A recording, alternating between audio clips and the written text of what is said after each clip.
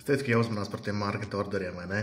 Acīm redzot, tas, ka tu šodien pirka to Kalas kofiju līdz maniem video, šis cilvēks neaiziet. Kala kofija dienu noslēdz ar gandrīz 30% pieaugumu akcijas cenā. Un, kas ir interesanti, kopējais darījuma apmērs šodien, cik akcijas ir notirgotas.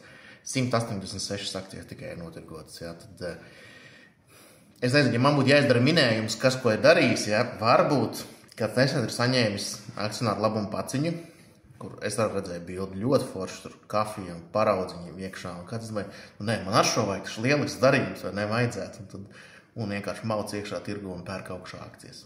Es tā iedomājos. Varbūt es kļūdos un ir kaut kas tāds, kāpēc būtu baigi jāpērk, bet man kaut kā ir baža tā. Attiecīgi tiem, kuriem pieder akcijas, un nevajag uzreiz sapratēties to, ka tur viss ir lieliski. Vēl ir jāpamēģina arī par tādu cenu pārdot, ja nav uzreiz pretī kāds, kurš grib tik ļoti šīs akcijas pirkt. Bet no tiem, kuriem ir kopš IPO, apsveicu. Šobrīd izstās lieliski, bet kamēr nav nofiksēts, tikmēr nav nofiksēts. Bet arī, kā saka,